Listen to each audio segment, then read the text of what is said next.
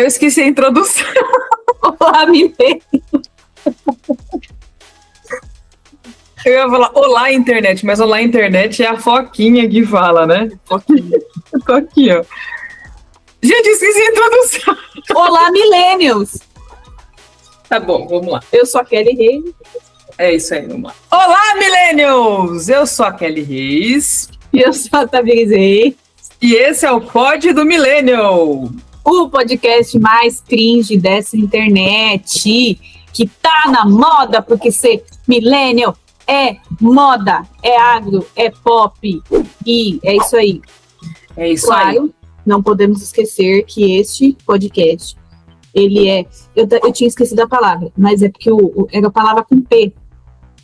Temos nosso padroeiro, era isso que eu queria ter falado no último episódio. Isso. O nosso padroeiro, que é Carlos Acutis. Carla Acutis nos abençoe. Carla Acutis nos abençoai.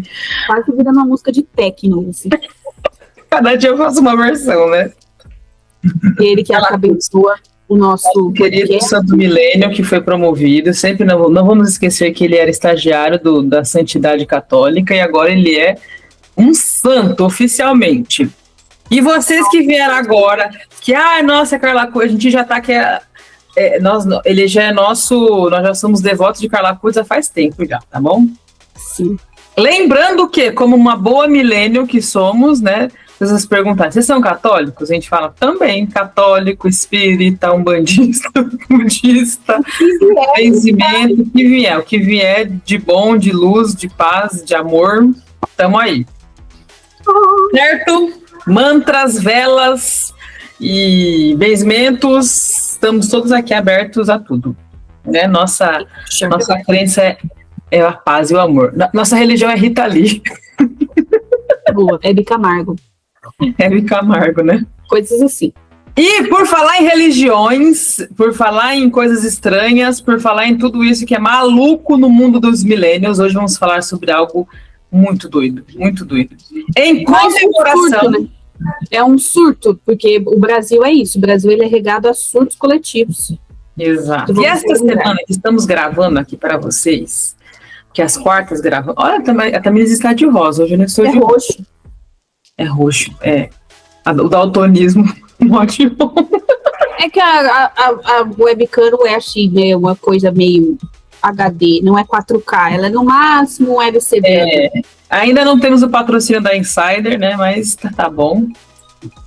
Então ainda não conseguimos investir na qualidade de imagem, mas vamos aqui com o nosso carinho, dedicação e amor para poder fazer um programa legal para vocês, certo? Para fortalecer a nossa comunidade millennial. E hoje vamos falar sobre uma temática em comemoração a essa semana linda, que é a semana de 30 anos que estamos fazendo no dia 20 de janeiro, 30 anos do caso do ET de Varginha. Passada, focada. 30 anos. Meu Deus. Você era uma bebê, né, Tamires? Nem lembra do ET de Varginha, né? Eu ia fazer 4 anos. Era uma pequena criança com seus cabelões pulando no sofá e sua boneca da Angélica amaldiçoada. Eu penso que assim do lado. E é boneca da Angélica amaldiçoada, que eu tinha um terror daquela mulher. Para quem não sabe, para quem tá curioso sobre esses medos, a gente tem um episódio só sobre medos dos anos 90. É um episódio de Halloween. De Halloween. E hoje vamos começar aqui falando sobre todas essas temáticas. Nós colocamos o suprassumo daquilo que era o mais louco, o mais maluco da TV nos anos 90. 90 e 2000, vamos colocar ali também. Né? E temos outros surtos coletivos, né? Porque eu acho que uma coisa... Nossa, olhando essa pauta, a gente percebe o quanto que brasileiro tem uma coisa com ET. A gente gosta de ET, né? Você sabe que o ET de Varginha, para quem tá aqui entrando pela primeira vez, não sabe o que é ET de Varginha, né? Como assim, né? Quem é ET de Varginha? No janeiro de 96, na cidade de Varginha, em Minas Gerais, aconteceu um fenômeno muito maluco que até hoje as pessoas não conseguem explicar. 3 meninas viram um ser de pele marrom, olhos vermelhos e chifres e falaram que era o demônio.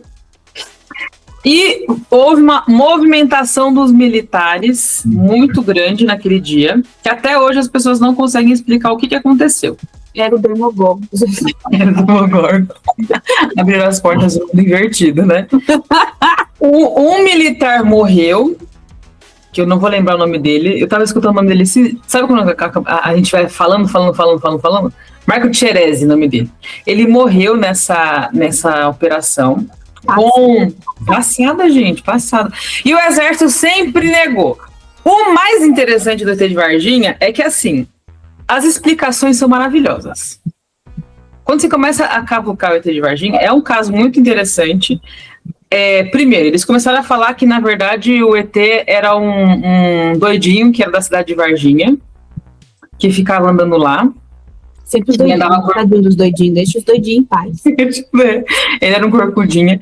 Depois, foi levado um corpo para o hospital lá de Varginha. Quando chegou lá no corpo, o corpo totalmente esquisito, falaram que era um filho de anões.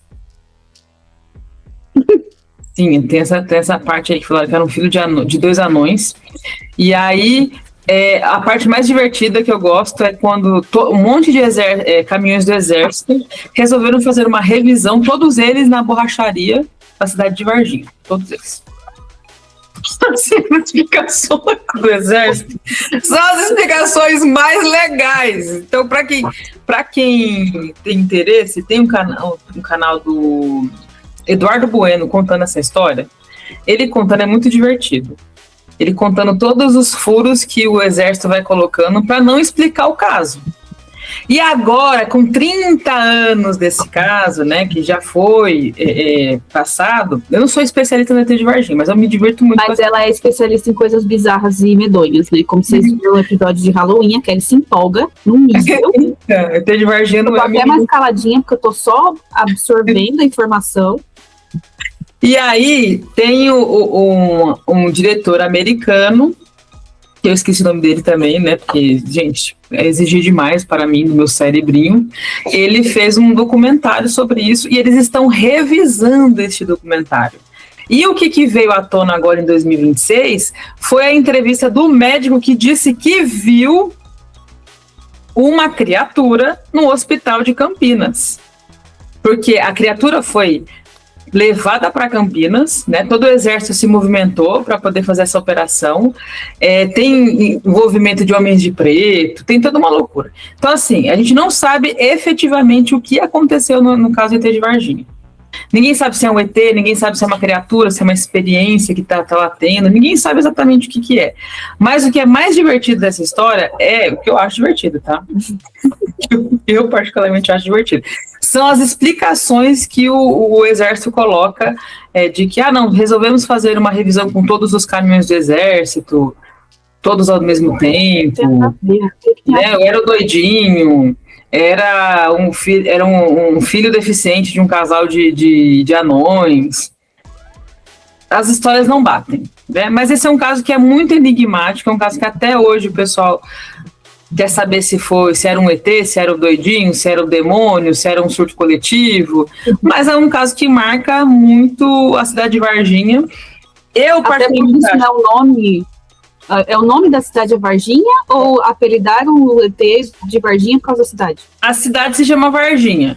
Então apelidaram o ET por causa disso, entendi. Isso, o ET de Varginha, porque ele apareceu lá em Varginha. Dizem que não foram só um bichinho, não foi só um ET. Apareceu um outro ET lá no zoológico de Varginha. O pessoal falou que já teve, pelo menos, registrada a aparição de 4 criaturas, que ninguém sabe exatamente o que é. E que o exército abafou, e depois tem aquela caso do pessoal sempre falar que os Estados Unidos sempre está envolvido nisso. E tem furos nessa história, porque assim... Se tivesse chamado os irmãos Winchester, já teria terminado aí, ó, 3 segundos. Ou agente Sculler, daquele pessoal do Arquivo X. Também. Aí, ó. Os agentes do Arquivo X, que eles são especialistas nisso. E aí, o que aconteceu com essa história toda, né? Não é uma história que é bem explicada. Abre-se muita dúvida em relação ao que aconteceu de fato em Varginha naquele dia. Foi um ET? Não foi? É uma criatura? Não é? O que a gente consegue explicar? O que hoje a gente tem como consagrado mesmo é que ele virou uma criatura mitológica. Uma lenda urbana. Ele virou uma lenda, né? Então, da mesma forma que a gente tem o lobisomem, a gente tem chupacabra, a gente tem o Saci Pererê, nós temos o ET de Varginha que... Nossa, agora você levantou uma questão bem importante, né? A gente não incluiu ele no nosso folclore. Né, ET de Varginha, exato. Ele tá. Iara, Boto, não sei o quê. Gente, vamos estar incluindo ET de Varginha. ET de Varginha, um caso ufológico famosíssimo. E aí uma crítica que eu faço assim, eu não sei se é da questão também da vergonha que as pessoas têm. O pessoal de Varginha não gosta muito de contar história, mas poderia monetizar, né? Eu acho que poderia valorizar um pouco a cultura local, sei lá, fazendo camiseta, né? Steve Varginha, essas coisas assim, que poderia monetizar e melhorar talvez a economia da própria cidade, porque é um dos casos, é um caso muito intrigante. Tem o caso Roswell, que aconteceu nos Estados Unidos. A gente chama até o ET de Varginha como a Roswell brasileira. O caso Roswell não é tão legal quanto o caso do ET de Varginha. Então, assim, porque, né, estadunidense não sabe fazer as coisas direito. Que ninguém porque eles falam que era um balão meteorológico que apareceu, piriri, pororó, as luzes de Roswell. O caso do ET de Varginha é muito mais legal, gente, muito mais legal. Então, foi uma coisa que movimentou, a Thamis era piquitiquinha, a Thamis não vai lembrar, mas foi um caso que movimentou muito a televisão, foi a maior audiência do Fantástico, a cobertura desse caso, é a maior audiência de todos os anos, de todas as histórias de audiência no Brasil. Então, assim, o Brasil gosta de ET, né? Acho que é bom. O Brasil gosta desses casos ufológicos. E até hoje, né? Foi o dissecado, não foi? Oi? Foi o que foi dissecado ao vivo?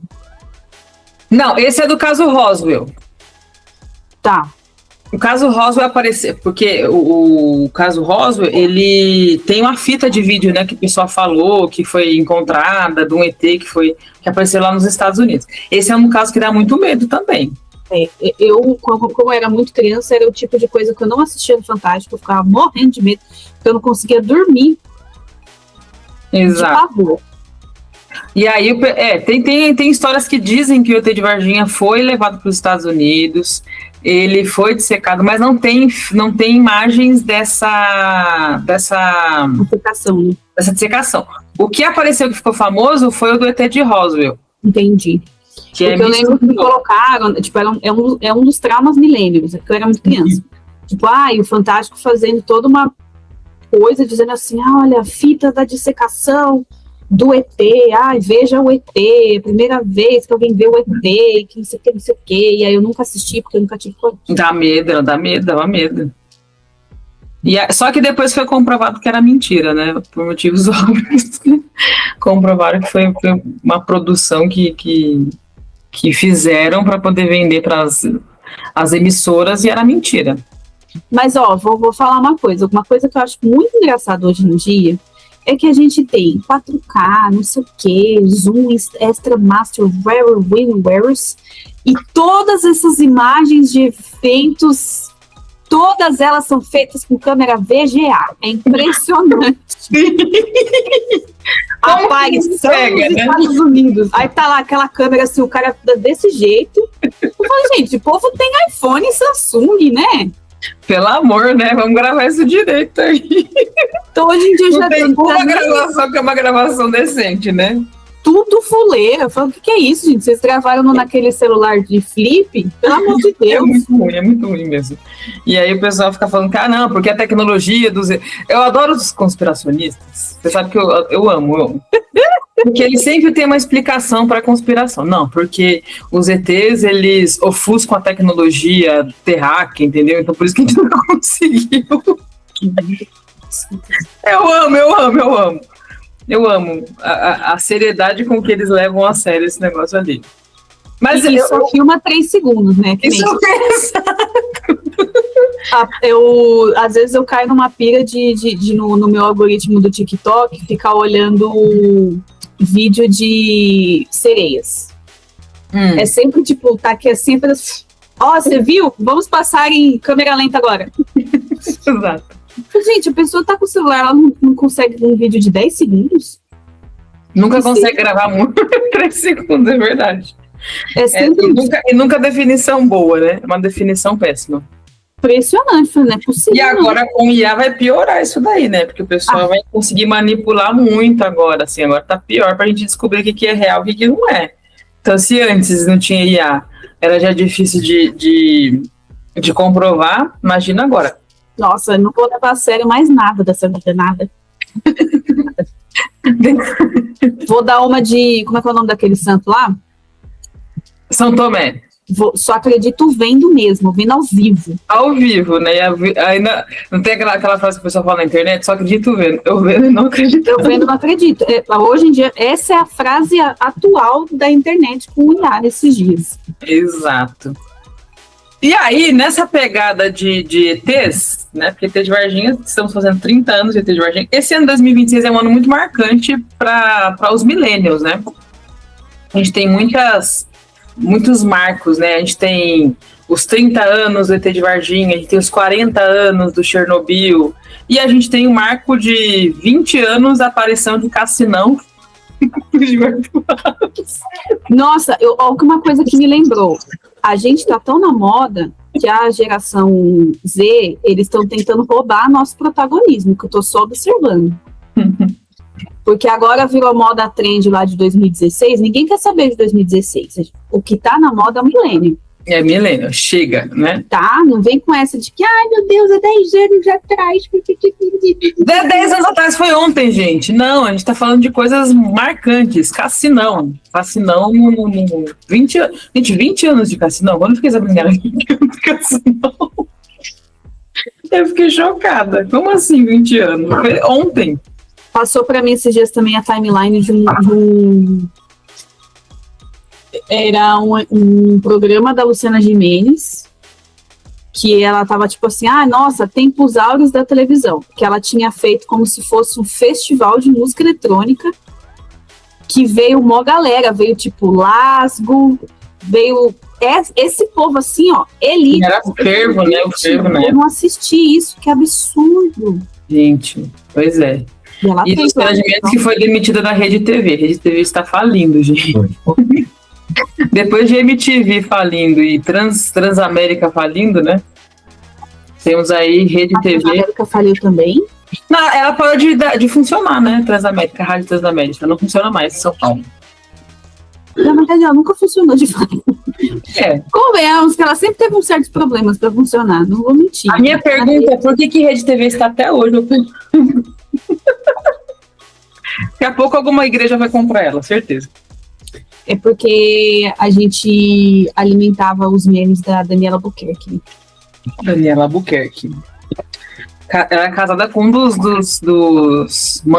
chefões lá, né? Porque eu esqueci o nome do chefão. Que ela é casada. Mas ela é a primeira dama da Rede TV. Exatamente. Então, Rede TV tá de mal a pior, gente. Podia ressuscitar a Rede Manchete, né? Eu sou super a favor de você ressuscitar marcas. Só pela nostalgia. Podia ter uma loja chamada Mapping. Né? Podia ressuscitar essas coisas antigas, assim. E aí, tem coisas que a gente pode ressuscitar, tem coisas que a gente não precisa ressuscitar. Programa Pânico, por exemplo, é uma coisa que não precisa ressuscitar na Rede TV. Envelheceu que nem... Envelheceu que nem... Que nem vinagre. Que nem vinagre. Que nem vinagre. Mas, já que a gente tá falando de Rede TV e Pânico e todas essas coisas, lá em 2010 tivemos o grande caso maravilhoso de outro ET, que é o ET Bilu, que muita gente confunde com o ET de Varginha. Ele não é o ET de Varginha, tá? Ele é o ET Bilu, que era um cara vestido que aparecia no meio da mata. Eu não lembro, não sei se foi no Pânico. Eu não lembro se foi no Pânico ou se foi no CQC. Eu acho que foi no CQC. Eu lembro que acho que quem fez essa matéria foi o Danilo Gentili. Se eu não me engano. E aí não aparecia esse ET, só fazia aquela vozinha de criança. E aí tem a frase clássica dele: ET Bilu, qual é a mensagem que você quer passar para a humanidade? E ele fala: apenas que busquem conhecimento. Exatamente.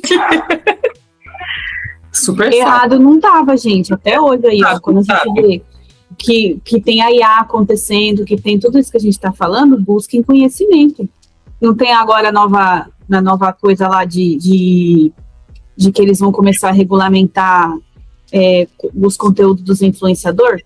Busquem conhecimento. Pois é, olha como ele já era visionário para o tempo dele, né? Maravilhoso, maravilhoso. Mas e aí também. É que assim, esse tipo de assunto, quando eu era criança, né, que é exatamente essa época, eu tinha pavor. Então eu não assistia de jeito nenhum. Toda vez que aparecia coisa de ET, de aparição, assim, eu não gostava de assistir. Tanto que até hoje eu não gosto de filme de terror. Eu tenho... Por causa dos ETs? Não por ET, por coisas que dão medo, assim, tipo mistérios, sabe?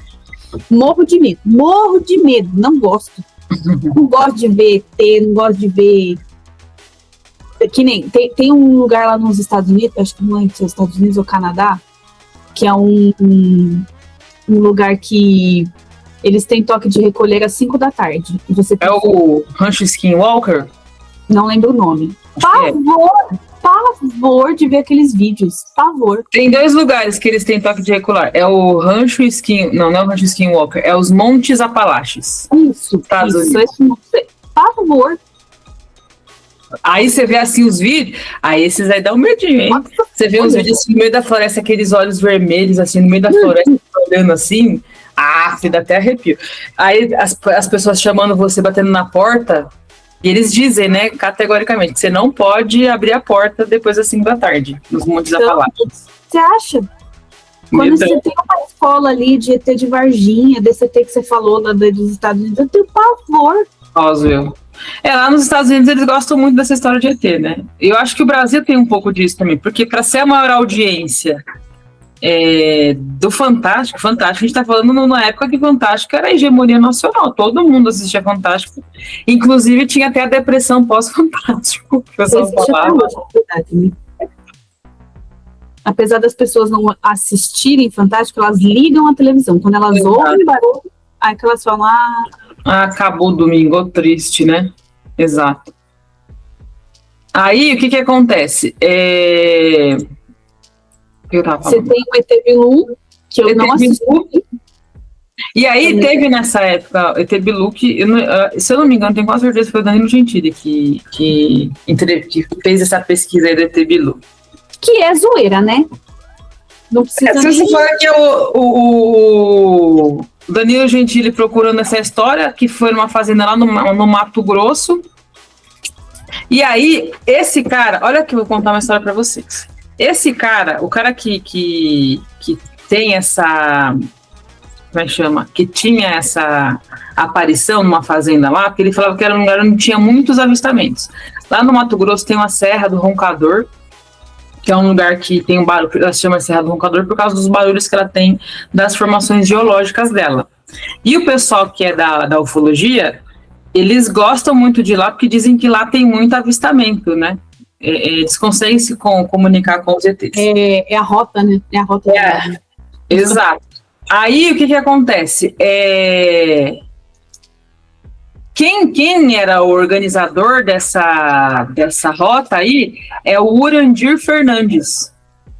Urandir Fernandes é o cara que... Ele que pesquisa Ratanabá. E Ratanabá, para quem não sabe,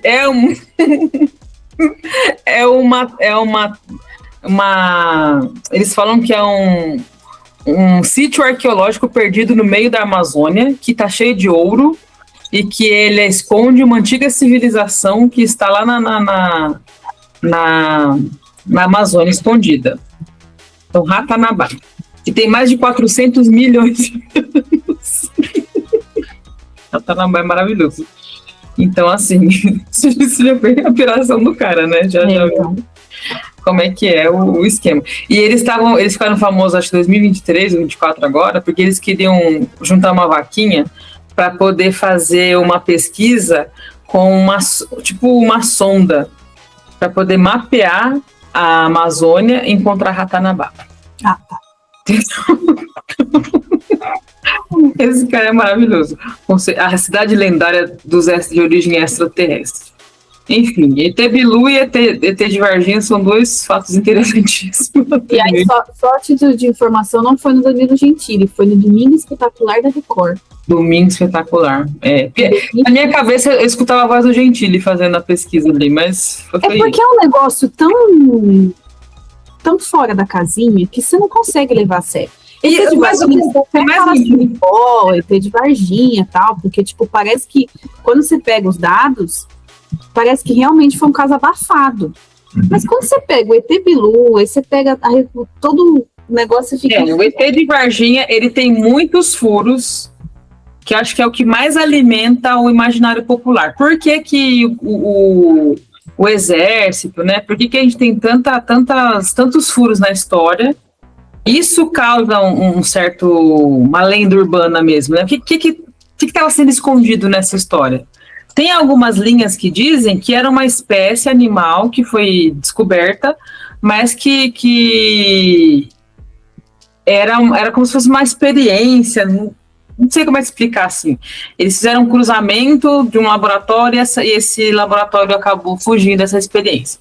Tem outros que já falam que pode ser de fato seres que viviam intraterrenos. Aí tem a história que falam que são os ETs mesmo.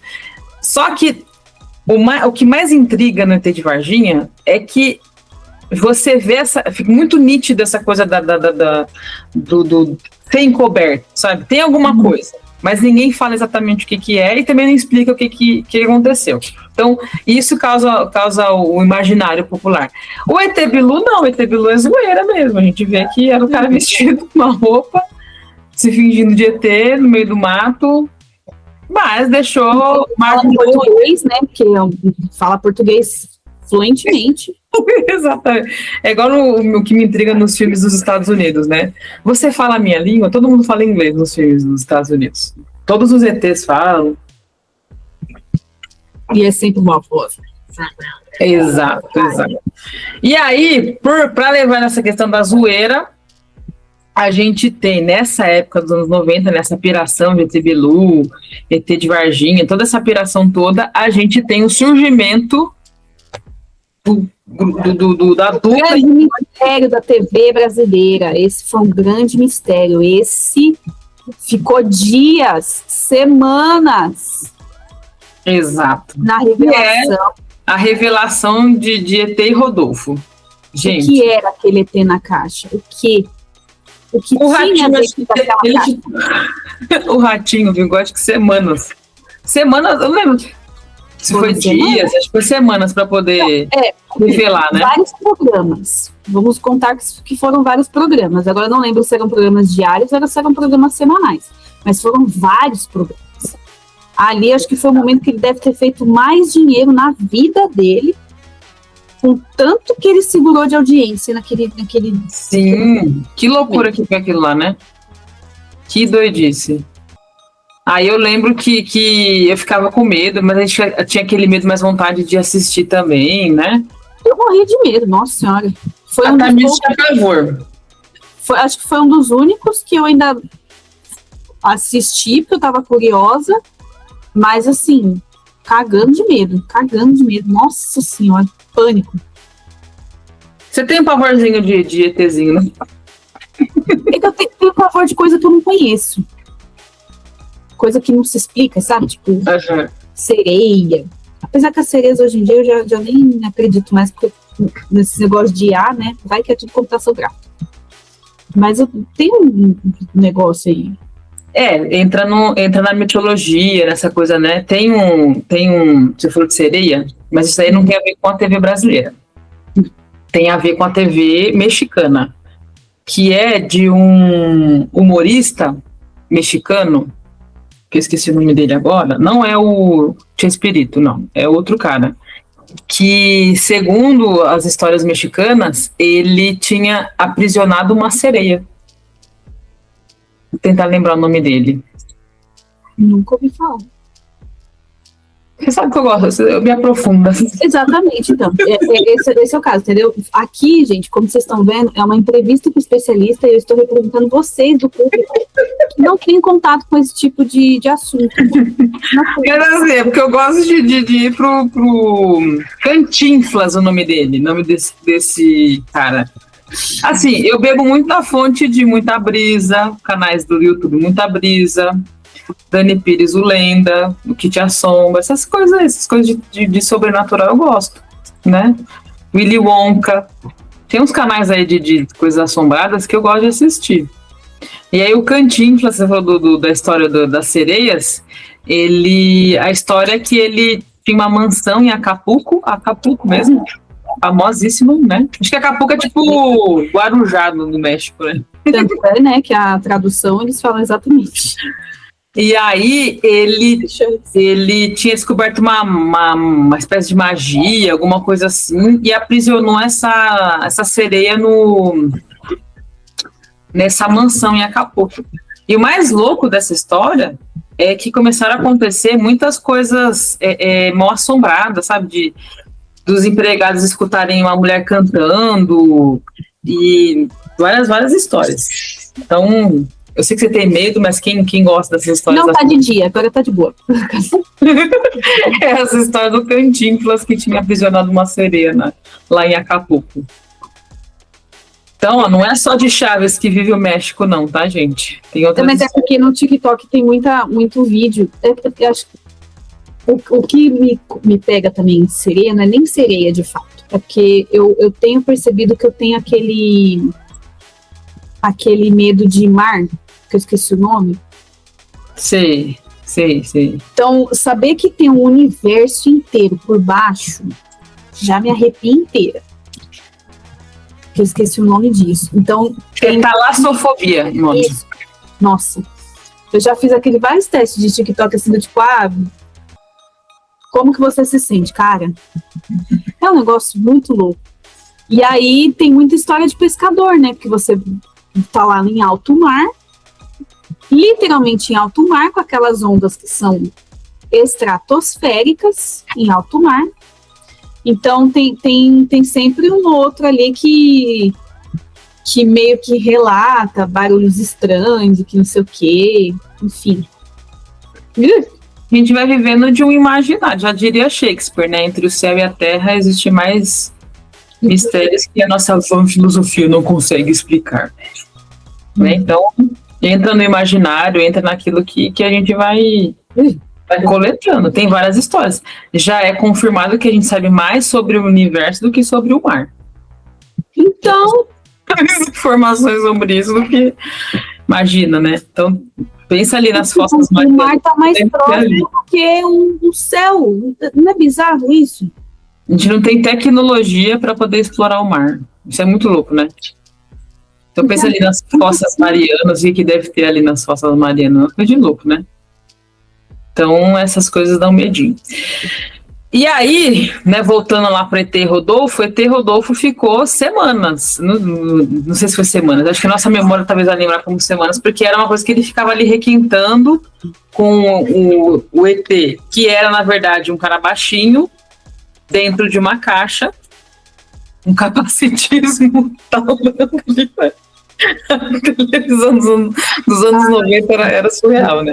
Então, além das mulheres peladas, né, da camisa molhada, essas coisas todas, e striptease em pleno meio-dia, a gente tinha muito capacitismo nos anos 90.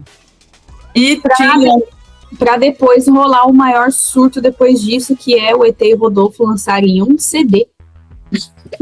Que o problema não é a história, o problema é o que se desencadeou da história. Que o Brasil não é para amadores. Sim. E aí você tem o maior mistério da TV aberta para depois virar uma dupla. Tem uma linha que fala, né? Tem uma linha de pessoas que dizem que, na verdade, essa foi. Aí já vem as teorias da conspiração. Foi uma estratégia que talvez a mídia, o governo e tudo mais, né, os militares, essas coisas todas, criaram para realmente ridicularizar a história dos ETs. Mas a gente não sabe. O que a gente sabe é que era muito divertido as músicas de T. Rodolfo. Nossa, noção, meu Deus do céu. A minha favorita é da panela de pressão. Comprei uma panela de pressão só pra ver se eu cozinho mais depressa. Sou solteiro, não tenho compromisso. Se eu lavo e se eu cozinho, ninguém tem nada com isso. Imagina todo um álbum, né, com esse tipo de música. E a criançada dos anos 90 era bem pra frentex, né? Não tão pra frentex como os Gen Zs, que é tudo muito, muito explícito hoje em dia. Porque aí tem a diferença entre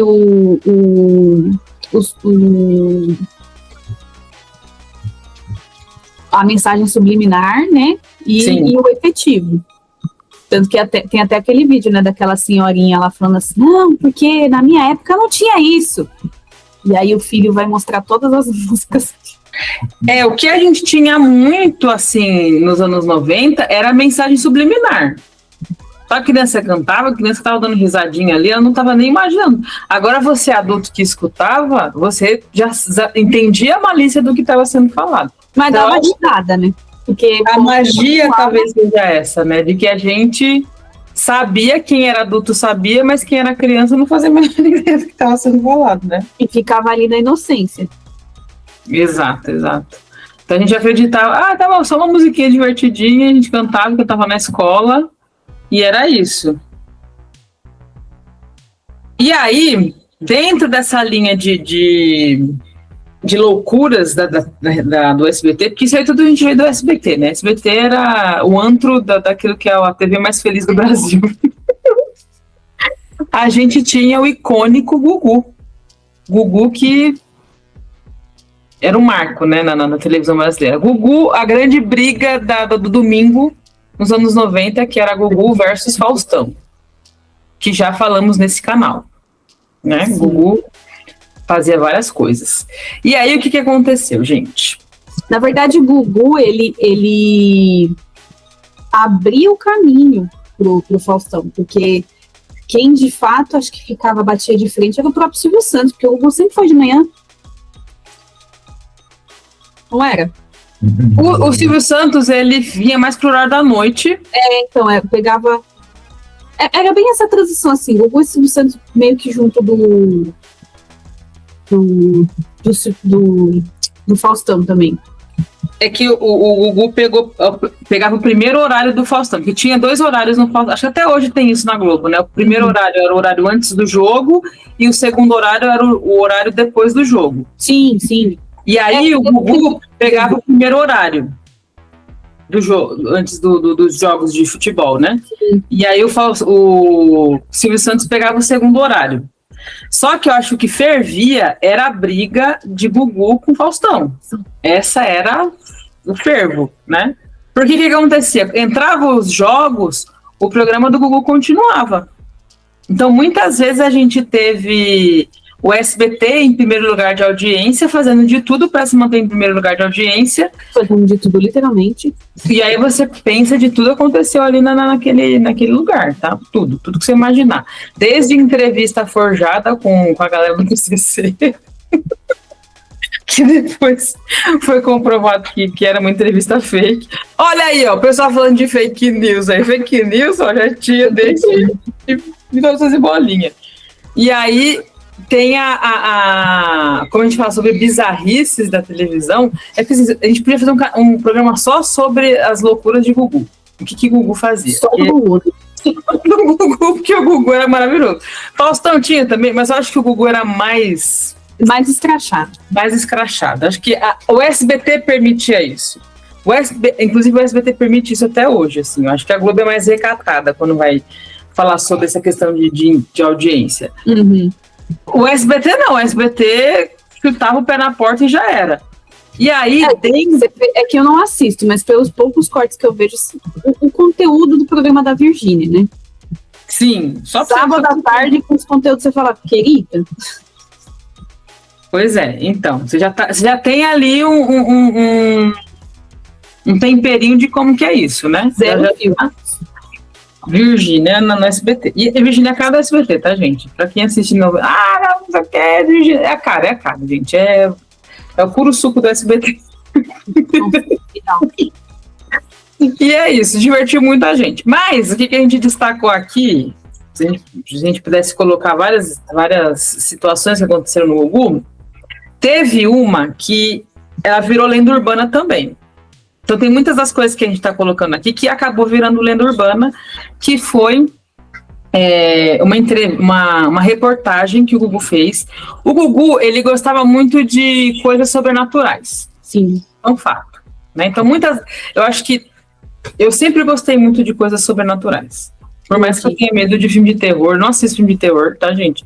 Parece loucura, mas eu não assisto. Eu gosto de ver gente contando histórias. Isso é uma coisa que eu gosto.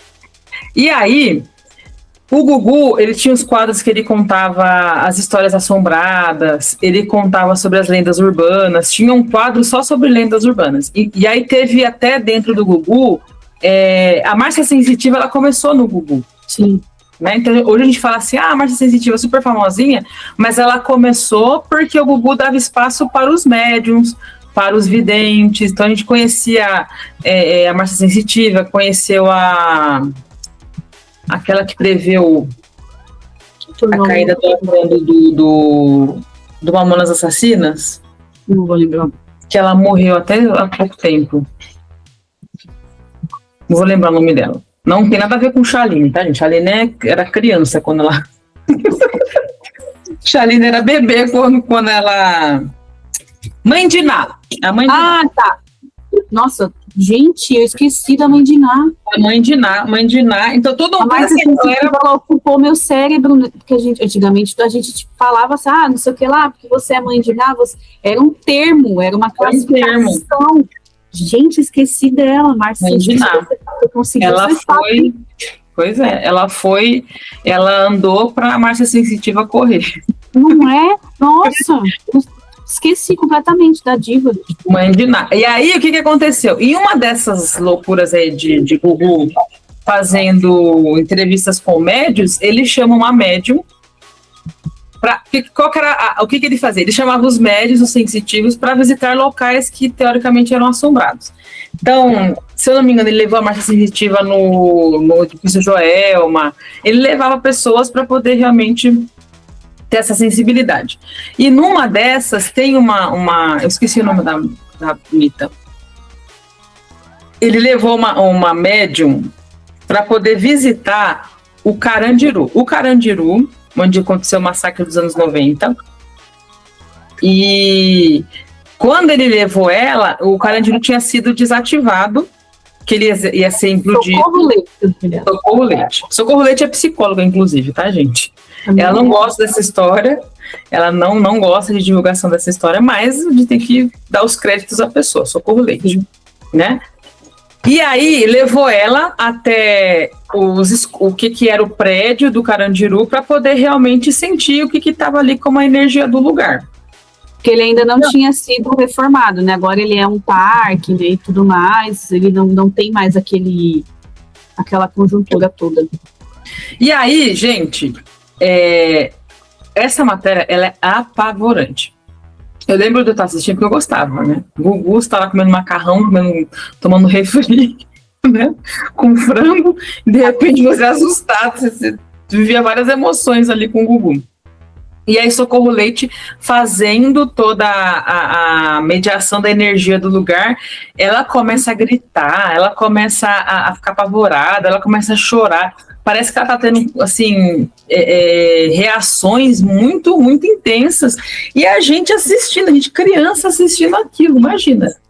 Tudo criança. Você chegou a assistir essa matéria? Você lembra dessa matéria, Tamires? Tudo que envolvia coisa de medo eu não assisti. Eu assisti depois, que na verdade eu não assisti efetivamente, né? Porque aí é que entra o outro mistério desse rolê.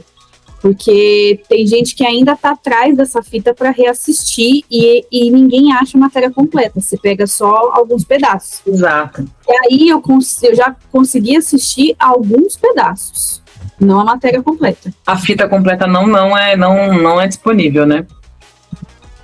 Não é disponível. E aí, gente, é uma loucura.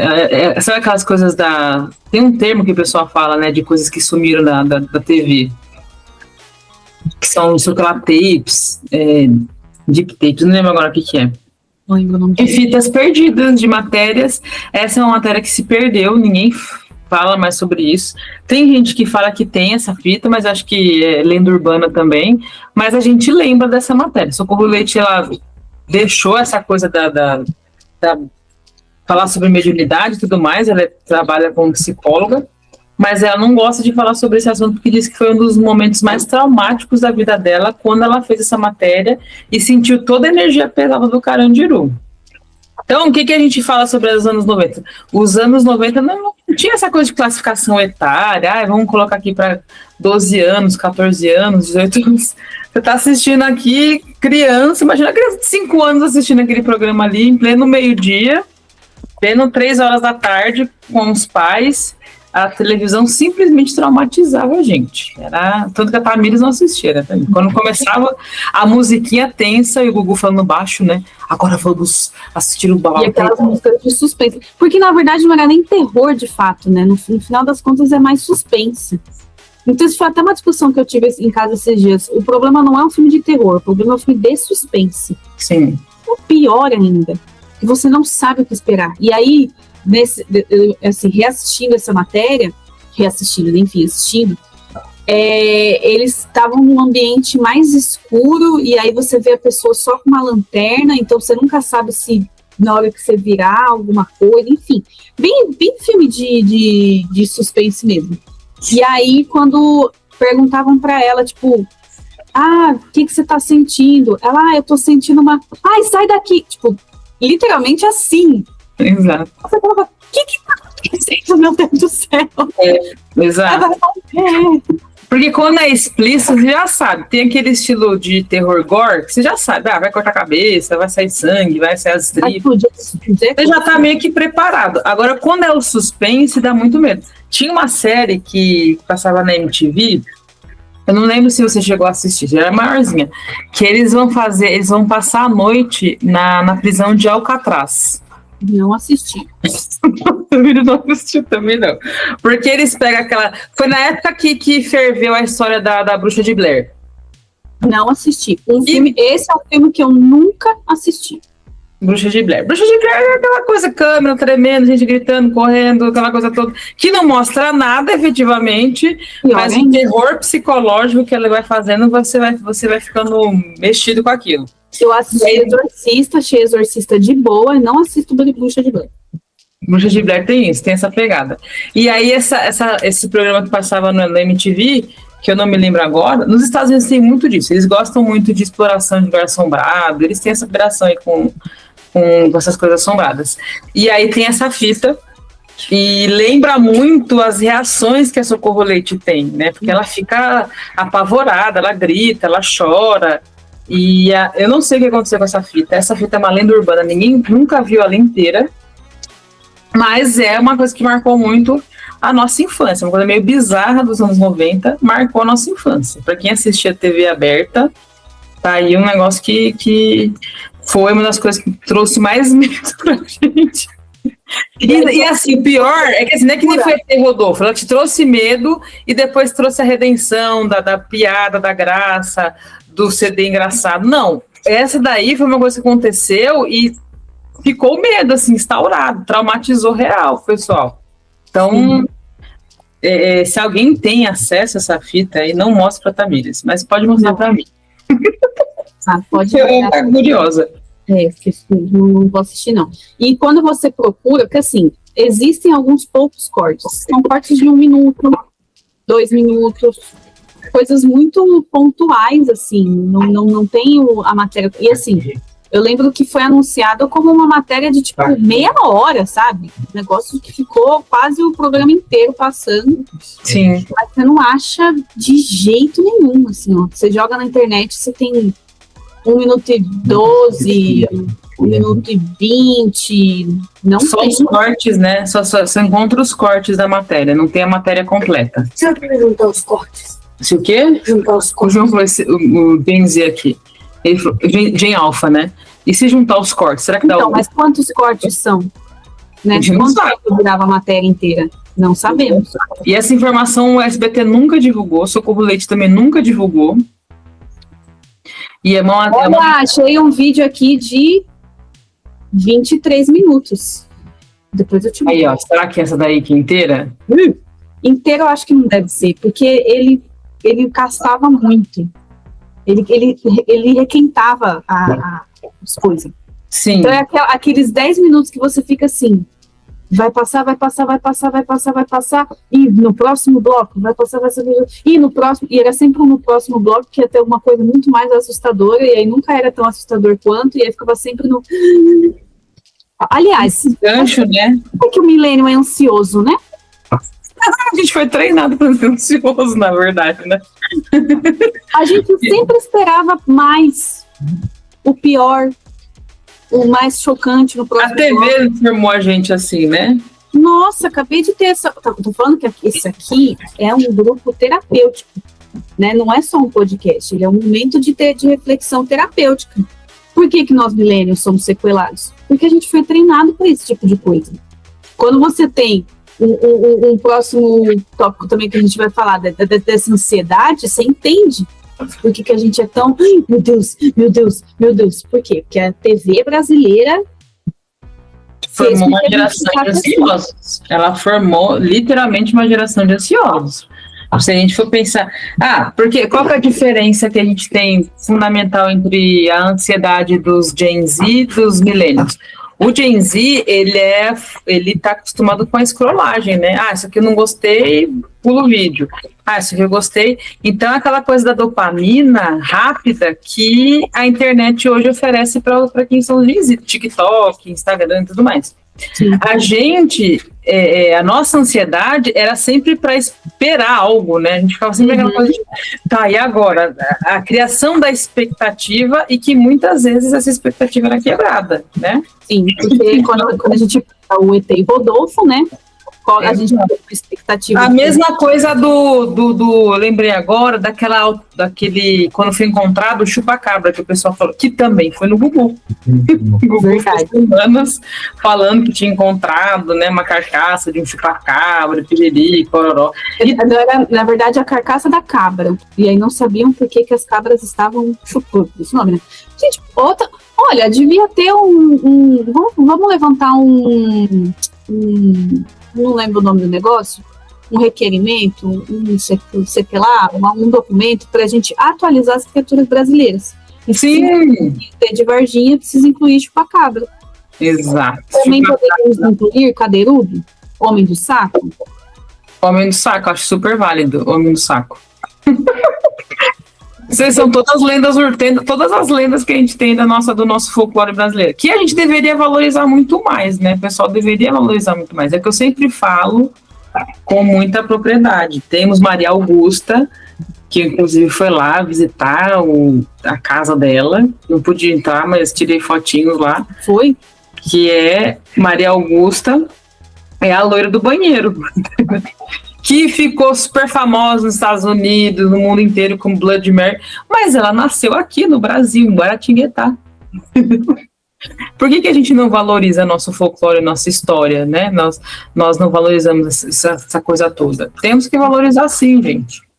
É importante. Petição para Eric Kripke refazer Supernatural só com lendas brasileiras. Eu sou super a favor. Eu acho que tinha que ter Supernatural brasileiro. Tem aquela mãe... A gente falou isso no episódio de Halloween, né? Mas aquela criatura de roça, esqueci o nome. Não é o... Que é como se fosse uma caipora, mas ela não é a caipora. Tem muita coisa do folclore brasileiro. A gente não explora o folclore brasileiro, né? Isso que é uma coisa que a gente deveria falar mais nas escolas, ter mais livros sobre, resgatar isso. Por que o pessoal fala assim, mas você é meio pirada com lenda? Eu gosto de lenda. E quando você fala de lenda, você está falando sobre a cultura de um povo, da história de um povo, é o imaginário daquele povo, né? Então, se é verdade ou se não é, você senta ali na roda para poder contar as histórias, as pessoas...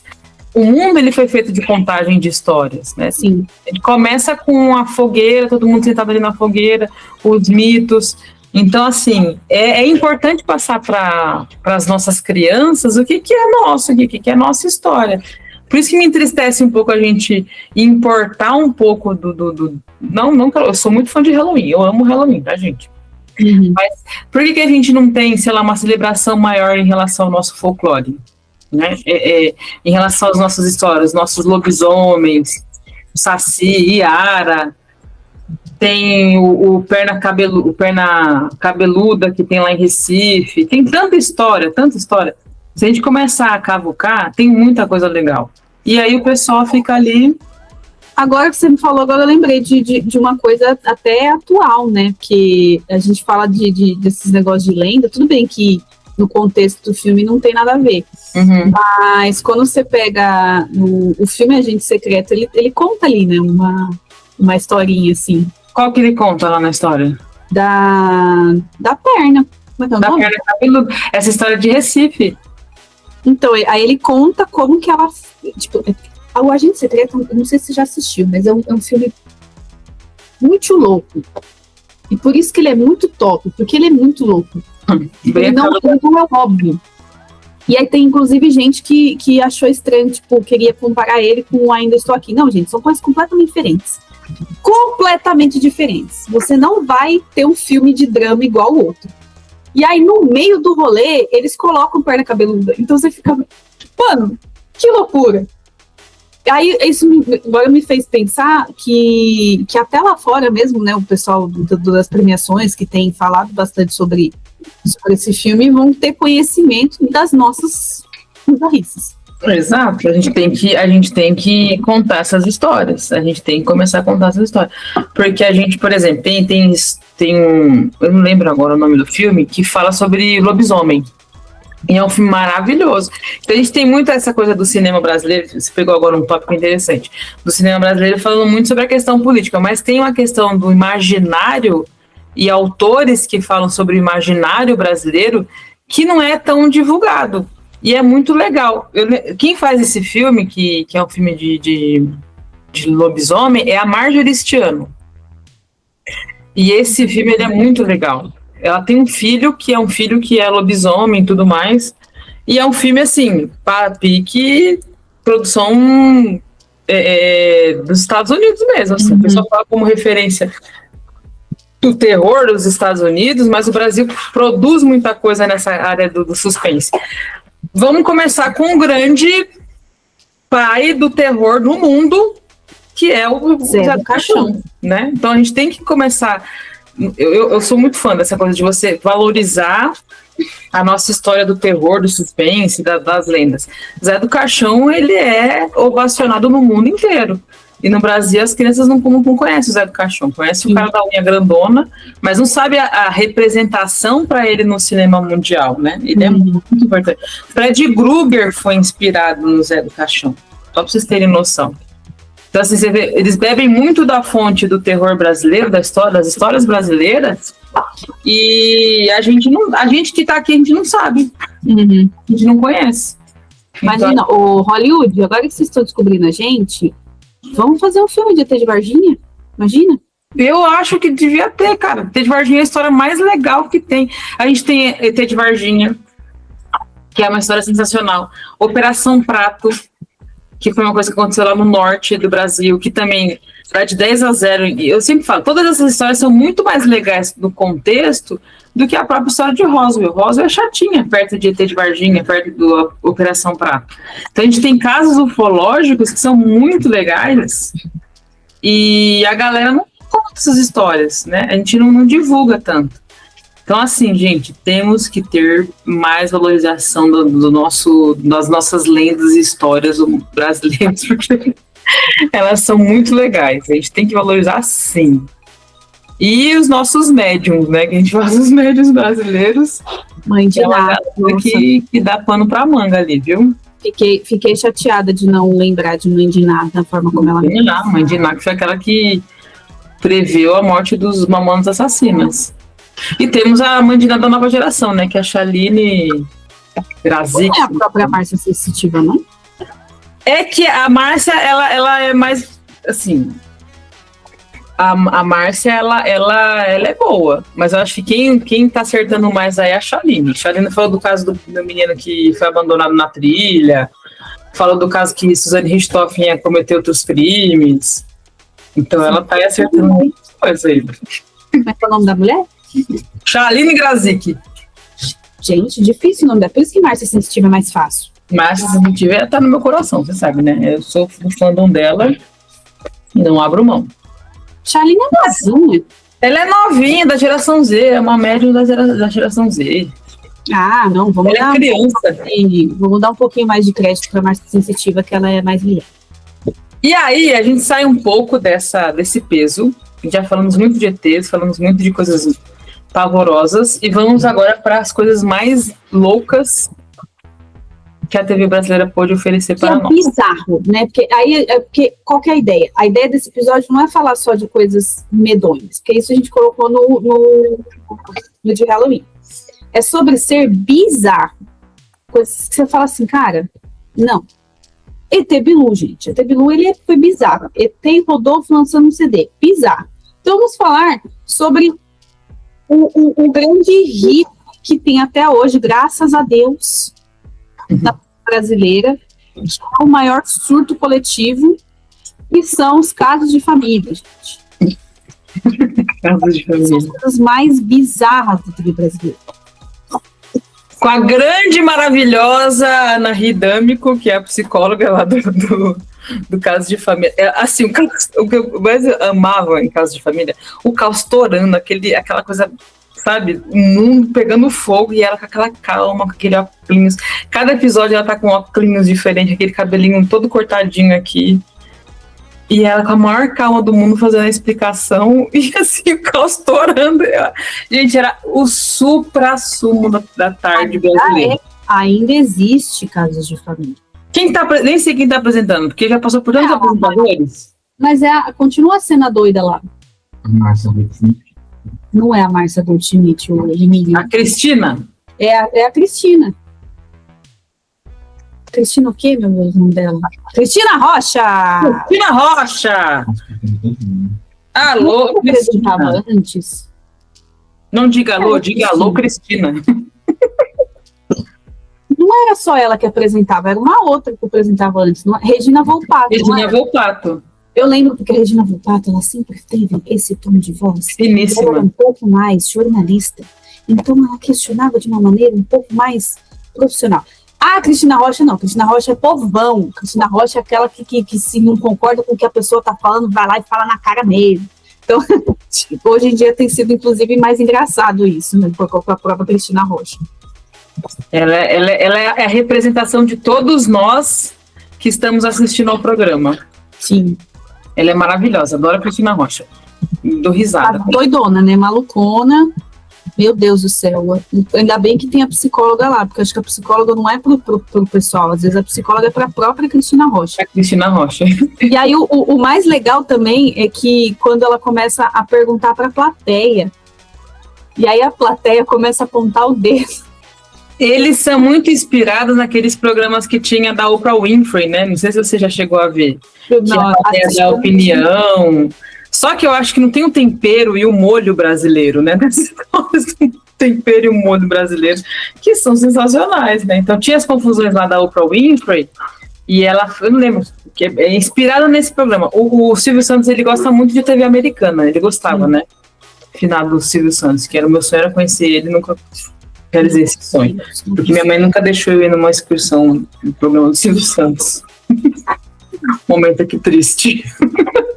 E aí, ele gostava muito de TV dos Estados Unidos, porque ele morava nos Estados Unidos, ele passava as férias, né, lá em Orlando, e aí ele assistia o programa e queria trazer o formato para o Brasil. Então ele assistia, né? Sempre visionário, sempre visionário. Aí ele assistiu o programa da Oprah e trouxe e trouxe o formato, o estilo do programa para o Brasil. E foi com várias histórias maravilhosas. A gente tem as discussões de icônicas na internet, né? De filho que é preguiçoso, não quer trabalhar, e a mãe vai lá e briga, né? Marido que não quer fazer as coisas. Esses são os mais básicos, né? Tipo, é o normal. É o que a internet fala que são os casos verdadeiros. Porque tem os casos que são realmente normais e tem os casos bizarros que meu... Porque assim, não é possível que tenha pauta 5 vezes na semana. Então, é muita pauta, é muita gente. Às vezes tinha que inventar alguma coisa, né? É, porque não dá, por mais que tenha casos muito bizarros, ia ter coisa que ia repetir. E aí, a grande graça pra gente, que estava assistindo, era ver, né, aquelas figuras icônicas, porque se tem uma coisa que brasileiro é muito único, o jeito de falar, o jeito de se expressar, e como que isso ia se ligar com os assuntos. Então, quando você tinha, sei lá, tipo, meu marido não ajuda em casa, beleza, isso é uma pauta ali de discussão. Mas quando você pega o marido que não ajuda em casa, da mulher, falando, gritando, que não sei o que, era muito bom. Só que melhor ainda eram os casos que não tinha nada a ver. Que é o caso, por exemplo, acho que do cara que só comia, da menina que só comia hambúrguer. É, ela só comia hambúrguer, que tem uma que assim, tem duas coisas que a gente tem que colocar aqui na pauta. Tem o Casos de Família, que tem lá, tinha a Anahy contando, né, explicando psicologicamente a coisa, ela tentando trazer um pouco de seriedade. Regina Volpato, maravilhosa, com aquela seriedade, mas assim, o caos estourando com o pessoal. E tem aquele de revelações do João Kleber, que era outro programa, o de revelações. Que eu esqueci o nome do programa agora. Eu não lembro também. O programa é João Kleber. A gente meio que se mistura, porque assim, tem o mesmo formato de famílias trazendo discussões, só que no João Kleber não tinha a psicóloga. No Caso de Família, era quase um tratamento de família, quase uma terapia familiar. No do João Kleber, não. Ele segurava as histórias pra gente ficar tenso, assim, pra saber qual que era a revelação da história. Por isso que eu falei da questão da gente, milênio, ser ansioso. Olha a escola que a gente teve. Exato. E aí, o que tinha? Você tinha lá as histórias mais malucas também. Então, assim, o caso do hambúrguer... Tem a menina que tá no Caso de Família, que ela só comia hambúrguer, e o pessoal dando risada que ela só comia hambúrguer e tudo mais, e aí mostrando uma compulsão, uma seletividade alimentar, e aí a Anahy vai explicando e tudo mais. Então, assim, a gente não sabe se é verdade, a gente não sabe se é mentira, mas é um negócio que pode acontecer de fato ali, né? E tem o caso do João Kleber, da mulher que dizia que se prostituía para poder comprar hambúrguer. E ela vai revelar essa história pro marido dela. É porque eu vendi o meu corpo para poder comer hambúrguer. Que virou um meme nacional, isso daí, né? Um meme, uma coisa louca essa história. Então tem as duas versões do hambúrguer ali que ficou icônico. E que acho que o da peruca é João Kleber. É João Kleber. Que é a menina que o cara que revelou que ele era careca. E ela fala que eu não gosto de carecas. E aí, assim, né? Você olha na cara do homem que era uma peruca muito artificial, muito mesmo, muito zoada, que eu fico me perguntando no dia que a pessoa assistiu, se ela não sacou que o cara estava usando uma peruca muito ruim. Porque acho que o João Kleber era bem bizarro, né? Eu conheço uma pessoa que ganhou dinheiro para aparecer no João Kleber. Olha, revelações, hein? Depois me conta no off. Eu conto no off, não conto de verdade, não. Vou contar no off.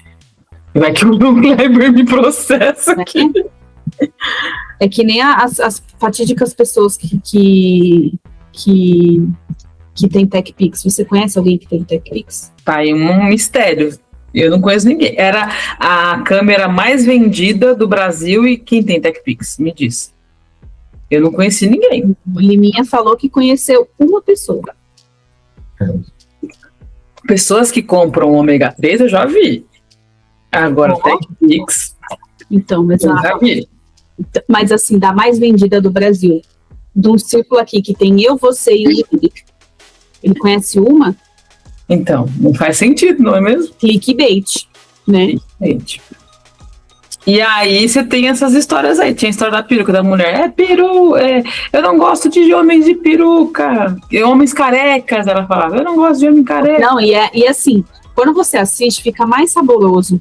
Porque você vê a atuação da pessoa, assim, sem expressão nenhuma.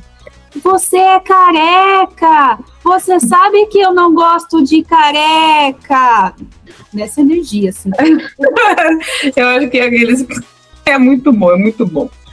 E aí tem A Manuela Dias nosso, queria chamar essa turma para poder atuar na também novela dela. e tem um nosso, que assim, é muito nosso. É uma piada interna nossa, que acho que se você conhece esse episódio, comenta aqui. Porque são poucas pessoas que conhecem esse episódio. Mas foi um episódio que mais marcou eu e a Kelly. Sim, Que foi a menina do Night Bruick. o Night Bruick. Eu não lembro o que ela tinha feito com essa... Qual que era a história do Night Bruick, gente? Mas eu lembro dela falando Night Bruick. Eu fui na loja, vai comprar o Night Bruick. E eu quero que eu chocolate do Night Bruick. E aí virou uma piada interna do Night Bruick. Você assistiu esse dia? Comenta aí se você assistiu o episódio do Night Bruick. Virou uma linguagem nossa, né? Night Bruick. Que apareciam uns filhos bem folgados, querendo os pais, tudo. Vocês olhavam pra cara dos pais, os pais sofridos, assim, sabe? O cara trabalhando o dia inteiro e a menina querendo comprar Night Bruick. Querendo comprar Night Bruick, gente. E aí a menina toda mal criada ali. A gente nunca sabe se é real ou se era fantasia. Porque assim, tem horas que eu penso assim, pior que tem jovens que são desse jeito mesmo, né? E ela gritando assim, você vê aquele bem aquele estilão mesmo. E ela gritando e a gente não risada em casa. Nossa, era muito bom. Eu não sei se a gente ria porque era vergonha alheia. Eu fico com essa sensação assim, será que eu tô rindo porque é vergonha? Sabe um riso de nervoso? Sim. Então tem um negócio assim, sabe? Que dava a gente ri pra poder aliviar a tensão que era daquela situação toda. E assim, hoje, olhando com um olhar mais profundo, eu vejo o quanto que era problemático aquele programa. Sim. O quanto é que ele é problemático, na verdade, né? Porque você tem coisas assim, que são histórias profundas, né? O quanto que a gente vê a saúde mental brasileira realmente abandonada. Então, tem várias discussões aqui, a questão social, a questão do acesso à cultura. Então, assim, eu particularmente me incomodo muito dessa exploração com relação à pobreza brasileira. Isso me incomoda um pouco, assim. É engraçado. Na época, quando eu não tinha consciência, eu dava risada, achava engraçado. Mas hoje, assim, eu fico, caraca, olha como que é, né? Você tá ridicularizando a situação grave que tá no Brasil. Sim, sim. É uma coisa que, por exemplo, eu não gosto, tem gente que acha engraçado, eu não gosto do humor do Multishow, eu não gosto. Eu também não... Que pegam principalmente, vamos pegar os pobres brasileiros. Eu acho que está, não sei, me incomoda particularmente a forma como é explorado isso, assim. Eu não sei, não sei se tem o mesmo refinamento que tinha, por exemplo, o Sai de Baixo. Sai de Baixo era uma coisa que tinha um refinamento maior. Por mais que as piadas elas fossem ruins, eu acho que vamos tirar sarro por tirar sarro, sabe? É pobre mesmo, tirar sarro, vamos tirar sarro por tirar sarro. Então, de envelhecer que nem vinagre, né? Tem coisa que você olha assim, você fala, querido, tudo bom? Me incomoda. Eu confesso pra você que me incomoda um pouco, assim. É que nem hoje em dia também, se for parar pra pensar, Cacete Planeta, não tem mais graça, Pânico, não tem mais graça, são coisas que você fica... Que era engraçado para aquela época, né? Para aquele momento histórico, talvez o pessoal não tivesse essa consciência que tem. Você pegar um ET e colocar dentro de uma pessoa baixinha que eu não lembro se ele tinha sofrido de nanismo, não lembro agora. Tinha essas coisas de piada com nanismo, né?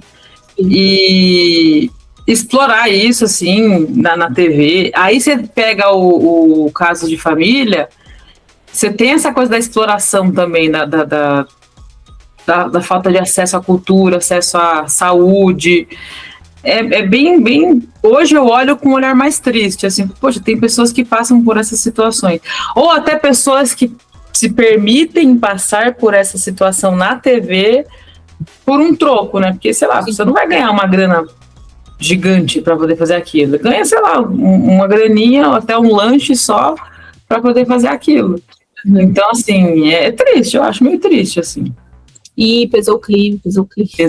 Trouxe uma crítica social foda, né? Pesou o clima aí, ó, pesou o clima, pô. Mas a gente tem, né, para poder levar um pouco o clima, a gente tem teste de fidelidade, que eu amava. Não, mas antes de falar do teste de fidelidade, a gente tem que fazer menção honrosa a um grande meme também de Casos de Família, que é atemporal, icônico, divônico de todos, que é o cara dos Sweet Dreams. Sweet Dreams, tem que fazer né? referência.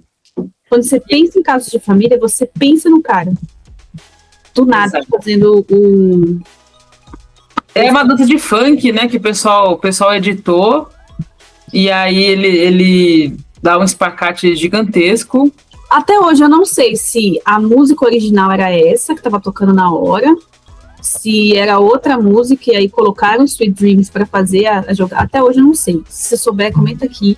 Porque no meu imaginário a cena já tá pronta. Mas às vezes o cara tava ouvindo Beyoncé normal, porque era um episódio também de aceitação. Isso que era mais interessante também no Caso de Família, porque você tinha ali até um... Por isso que era interessante a psicóloga, eu acho. Porque você tinha minimamente uma discussão ali social, né, de aceitação.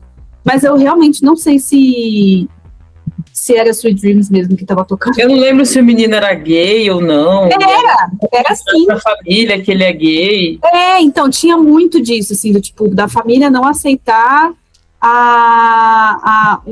o parente, sabe? Tipo, o pai não queria, você tem que sair de casa porque você é gay. Isso é complexo pra caramba. E aí, eu lembro que esse foi um dos exemplos claros de que era assim, um cara que tipo, não tinha vergonha de ser que ele é. Acho que o tema era pra ele parar de rebolar, uma coisa assim. Não lembro, porque tinha as tarjetinhas assim que eles colocavam embaixo. Meu filho não para de rebolar. Assim, é bizarro, Por isso que a gente tá... Mas tem um meme mesmo americano da menina viciada em rebolar, que também é ótimo. Esse é zoeira mesmo, mas esse é ótimo. E aí, gente... O cara, filha, eu sei o que você está fazendo. Sai desse quarto. E ela lá. A Bárbara. Ela, tipo, meu Deus. E aí só a Bárbara Cura fez... Ela repetiu esse meme, não foi? Não lembro. Mas também, em falar em rebolar, eu tenho que falar isso. Porque existe também uma trend nas redes do pessoal que trabalha no presencial, né? Uhum. Que eu ainda não testei. Eu preciso testar. Funciona? Quero isso aqui agora. Se você não sabe disso, você pode, quando você estiver muito estressado no seu trabalho, isso aqui é uma dica de saúde pública. É verdade. Mental, tá? Quando você estiver muito estressado e quiser chorar, não vá para o banheiro chorar. Não aceite essa condição na sua vida. Vá para um local em que você possa rebolar. Rebole no banheiro do seu trabalho, você vai ver que o seu humor vai mudar. Porque isso daí, aí liga o modo neuropsicóloga, né? Existe um negócio chamado congruência comportamental. Então, o seu cérebro ele precisa se adequar ao que o seu corpo está fazendo. Então, se, por exemplo, você está lá com um ombrinho encolhido, mais recolhidinho aqui, aí você dá até uma sensação de tristeza, assim, né? Quando você coloca assim um ombrinho encolhido, até com aquela sensação de proteção. E aí, o nosso cérebro ele precisa estar congruente com aquilo que eu estou fazendo fisicamente. Aí, se eu vou pro banheiro e eu começo a rebolar, o meu cérebro entende que eu preciso mudar de humor. Então, a gente chama isso de congruência comportamental. Então, realmente funciona mesmo, tá, gente? É zoeira, tá? É isso, tá, gente? Funciona mesmo. E aí tem isso daí. Você acha que Carla Perez é triste? Carla Perez não é triste. A gente ficou triste quando parou de rebolar e começou a fazer dancinha do TikTok. Fica Exatamente, vamos voltar a rebolar.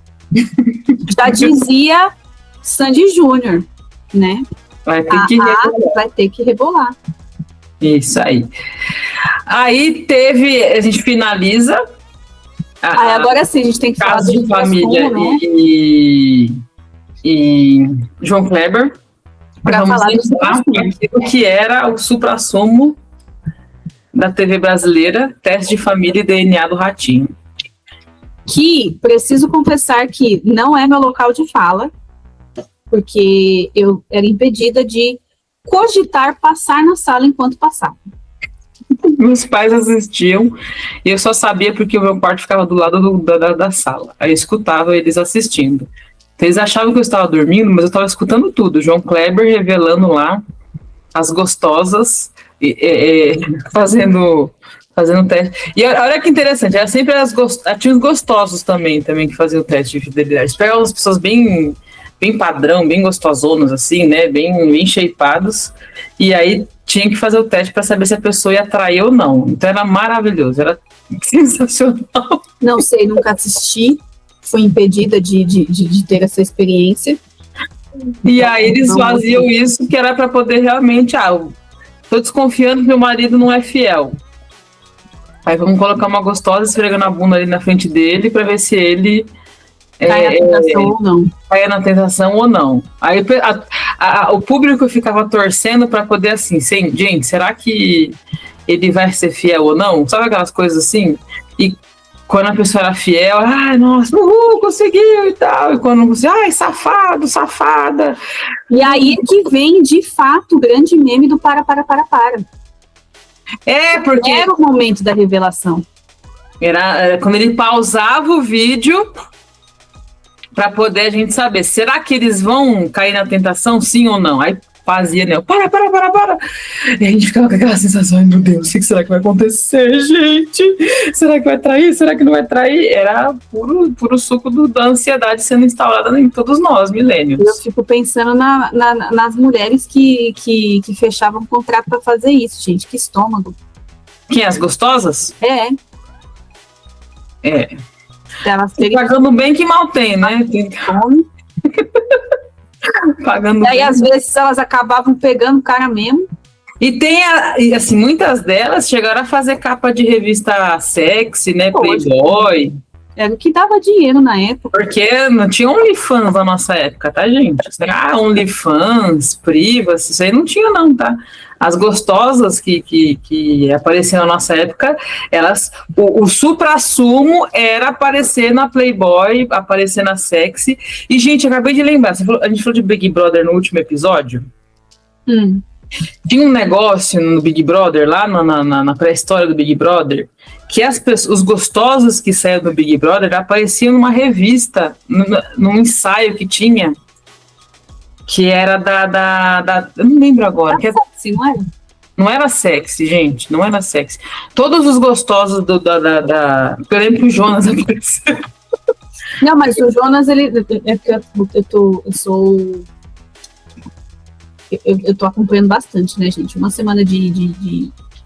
Aliás, no ato que vocês assistirem esse episódio, vai ser 2 semanas de programa. Muita coisa tá rolando, muita coisa tá rolando.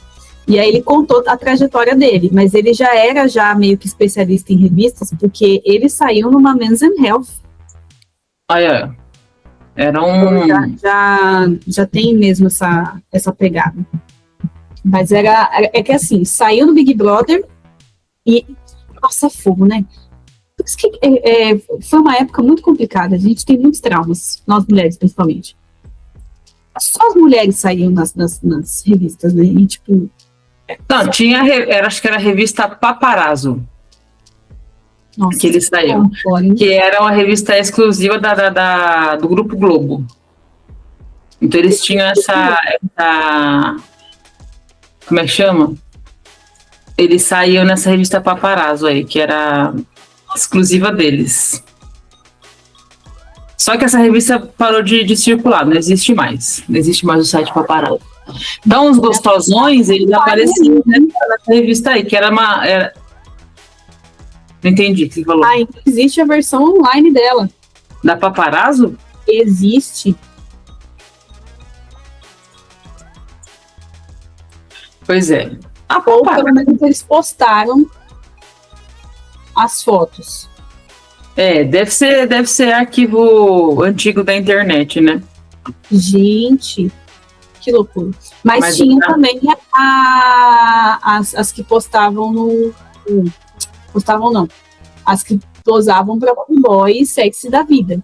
É que assim, tinha a série A das gostosas. Série A é Playboy. Playboy era tipo creme de la creme das gostosas. Gostosas, tá, gente? Aí tinha a série B, que era sexy. Sim. Eu tô falando isso da minha cabeça, tá? Nem sei se era isso, não. Essa cena era... Para os homens não faz diferença nenhuma, mas a gente, né? Aí tinha a versão a versão masculina, que era a G Magazine. Sim. A G Magazine, que é... Olha que interessante, como que isso é sexista, né? A G Magazine era para o público gay masculino. Não tinha uma revista para o público feminino. Olha que loucura isso daí. Não tinha. Então tinha Paparazzo. Você tinha, sei lá, tipo, as maiores gostosonas do universo posando na Playboy, e você tinha o Vampeta. Tinha quem? Vampeta. Ai, gente do céu. Fala que nós mulheres, a gente é muito desrespeitado nesse aspecto. Muito. Acho que o melhorzinho foi o Vavá do cara metade. Melhorzinho. Mas tinha essa turminha aí. Aí eu lembro que era Paparazzo, que era só exclusivo para os Big Brothers. E os brothers que saíam do Big Brother. E aí Playboy Sex era só pra série A, só pra galera que fez muito. Eram as convidadas. A Grazi Massafera, ela posou pra Playboy. Não, teve a Grazi, teve aquelas...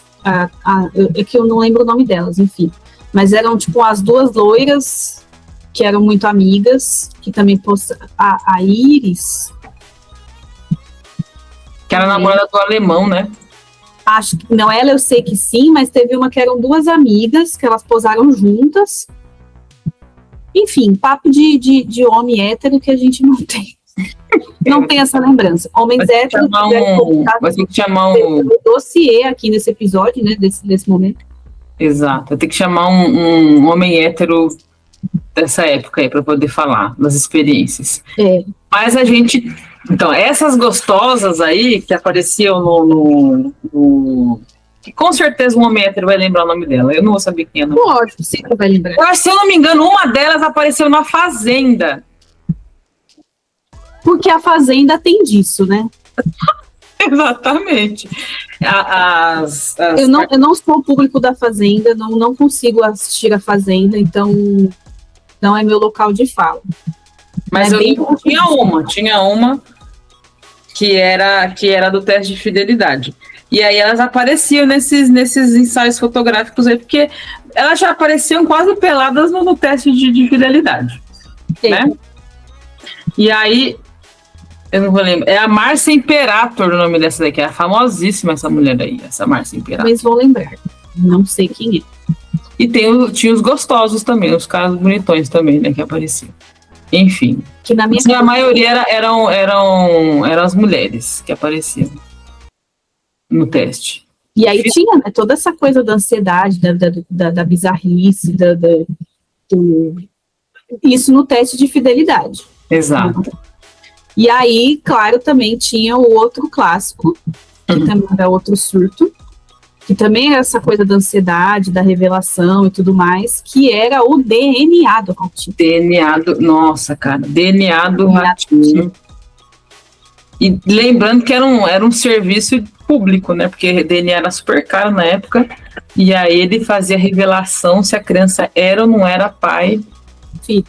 Era filho daquele pai. E, gente, aí tem uns caras que ficam felizes que o filho não é dele. Tem uns caras que ficam tristes porque o filho é dele. Aí tem aquelas brigas, né? Que o cara fica triste, tinha aquela pancadaria gigantesca. Olha, era graça. não era só saber, era, na verdade, a reação da família, que era mais engraçado. E assim, você lembra que o pessoal ia fazer o programa, eles iam tudo com roupa chique. Gente, era muito... Mas é claro que as pessoas não estavam acostumadas a usar roupa chique, aí tinha aquelas roupas parecendo um casamento, assim, sabe? O pessoal com vestido de casamento. Era um negócio muito bizarro. Os caras de terno maior do que eles, assim, sabe? As ombreiras, que é assim, né? Alinhado. E aí você via aquele pessoal tudo daquele quebra-pau. Ai, gente, era muito bom. Era o suco do Brasil.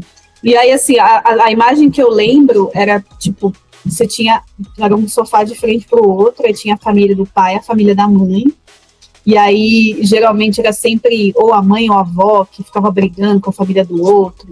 Mas é porque você não merece atenção do meu filho, que você conta o quê? Não, mas é porque você é homem suficiente para poder assumir as crianças.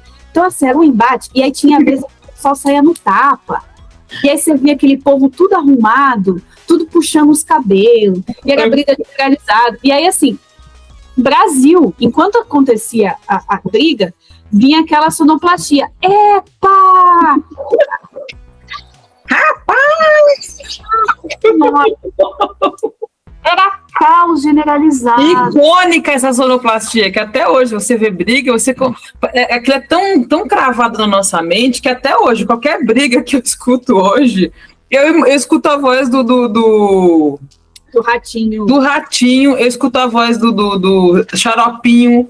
Isso, Xaropinho. Sombra. Na minha mente tá instaurada essa sonoplastia de briga. Porque o povo, o Gen Z acha que isso aí veio do Rodrigo Faro? Rodrigo Faro que pegou esses negócios do Ratinho, tá?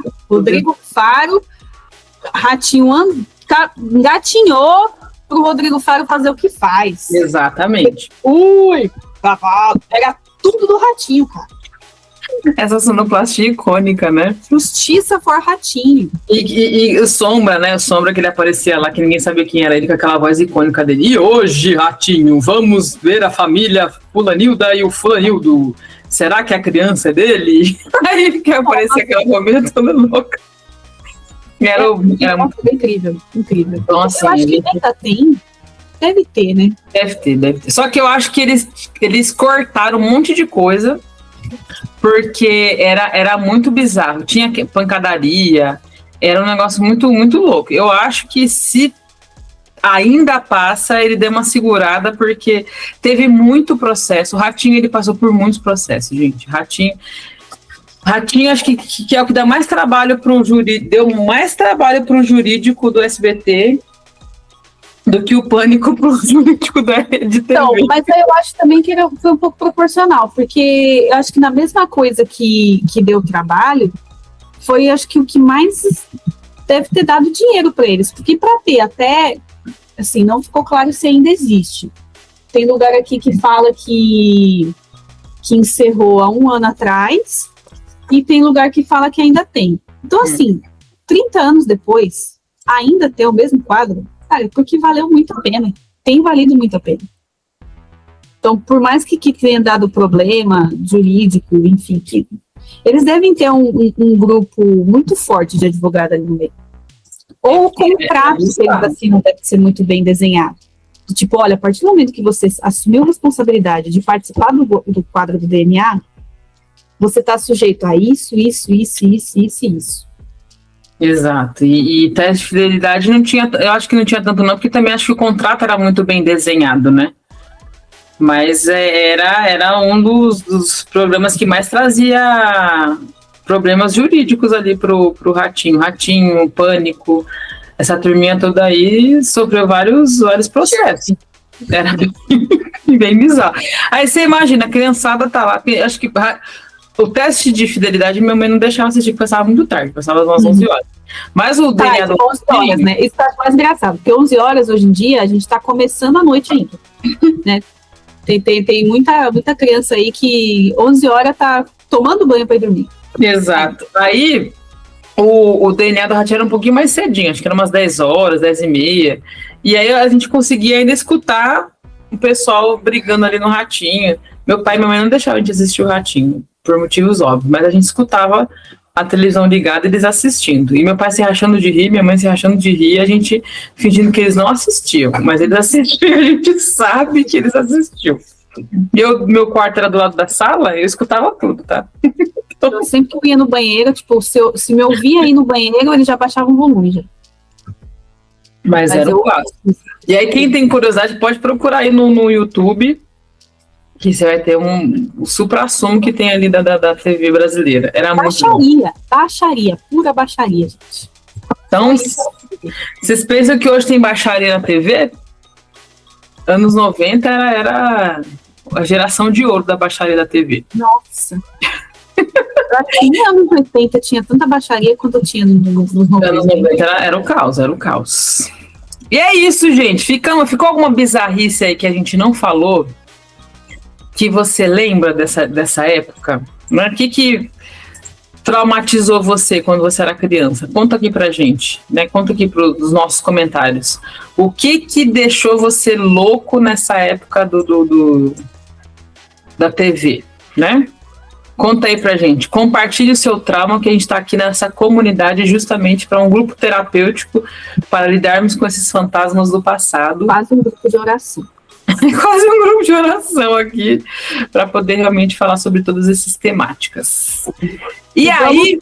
Comentários. Faz muito tempo que a gente não lê comentário. Inclusive, comentários bem antigos, hein? Olha como a gente demorou para ler os comentários aqui. Show! No episódio que a gente fala da Odete Reutemann. Temos aqui alguns comentários bem interessantes, né? De coisas para a gente refletir, inclusive, sobre o fim dessa novela. A gente já até comentou da Manuela Dias hoje, né? Sim, Manuela Dias está no nosso imaginário aqui. O Mário falou assim, já pararam para pensar que o bebê do Bebeto tem 30 anos? Caraca, é verdade, hein, mano? Aquele que ele tava na Copa de 94, 30 não, 32 já. Então, mas já tem bem mais de 30. Pois é. Eu não gosto de lembrar dessas coisas não, que eu fico pensando assim, nossa, como eu sou velha. Eu tava no TikTok, né? Aí eu falei assim, eu tava vendo um vídeo da Stephanie do CrossFox. Aí eu escrevi assim no Stephanie do CrossFox. Meu sonho é ter um CrossFox pra eu me sentir linda e poderosa. Absoluta. Linda e absoluta. Aí um comentário assim, minha mãe também queria um desse.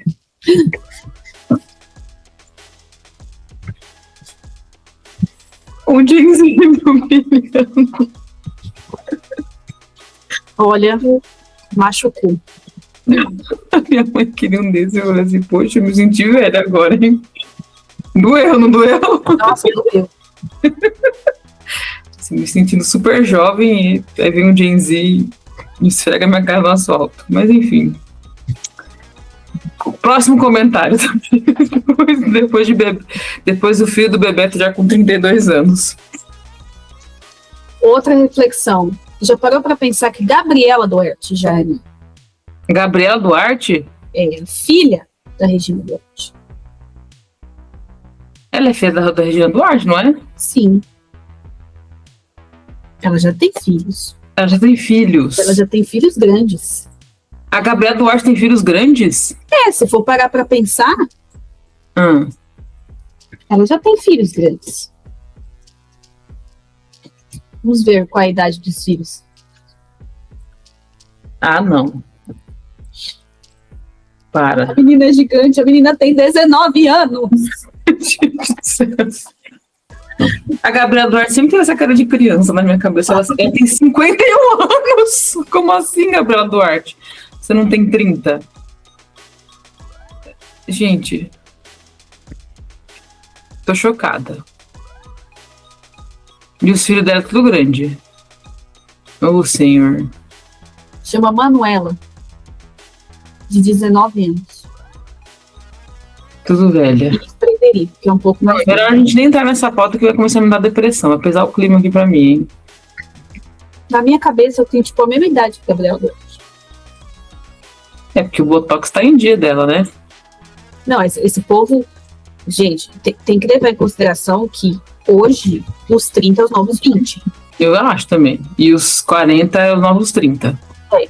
Tem que normalizar isso. Tá normalizado? Tá normalizado. Enfim, já A gente promulgamos isso. Tá? Porque Quando você pega aquelas filmagens antigas do Silvio Santos entrevistando aquele povo com 19 anos, Tudo Sim. velho, né, gente? com a cara de 50, Não, eu não me sinto. Olha aqui que pele, olha a minha pele. Olha meu vigor físico. Aqui, ó, gente. E eu tenho 40 aninhos, tá? eu Então- aqui, 33, que posso facilmente ser confundida com 23, né? Exatamente. Então, vamos normalizar isso. Próximo comentário. Mário também colocou que a Odete Reutemann pode ser a nova Bia Falcão. Concordamos? Será? Não sei, faz tanto tempo que eu não lembro como é que é a Bia Falcão. Bia Falcão Desapega. era... quem fazia era a Fernanda Montenegro, não era? Bia Falcão? Desapega. Ela que fala pobreza pega, né? É. É que assim, eu acho que a Odete Reutemann da Débora Bloch, ela ficou muito mais carismática do que era a Odete lá dos anos 89. Dos anos 80. Ela me dava medo, aquela Odete Reutemann. Mas pode ser porque eu era criança também, né? Tem isso também. Não sei. Inclusive, eu tava assistindo, né? Eu não lembro se a gente falou no outro episódio. Eu acho que sim. Deixar homenagem para Manuel Carlos, né? Que no especial que passou da morte dele, que estavam falando muito sobre como as pessoas mudaram a forma como elas enxergam os personagens. Então, por exemplo, há anos atrás, o vilão era vilão. Hoje em dia, dependendo de como que é o vilão é que é amado. Então, acho que vai muito da situação atual. A leitura, né, das obras hoje em dia, né? Acho que era mais, eu acho que era mais simplista. Era aquela coisa de vilão, mocinho, aquela coisa toda. Trambiqueiro. Eu acho que hoje tá mais complexo. Porque, na verdade, as pessoas entendem que ser vilão não é necessariamente ser ruim, né? Você tem ali outras motivações. Então, às vezes, a pessoa prefere muito mais a atitude do vilão do que a passividade do mocinho.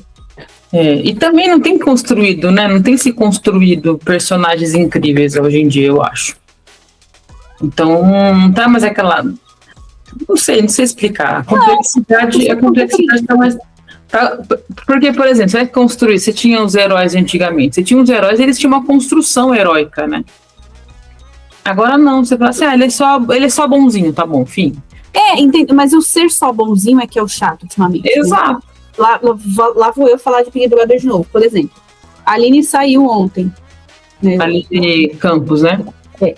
A Aline ex-Abiscado. Por que ela saiu? Porque tava chato ela ser namastê. Ninguém quer alguém que fique meditando o tempo inteiro. Então fica chato você ter alguém que fica meditando, mas que também tem uma positividade tóxica, né? Sim, exatamente.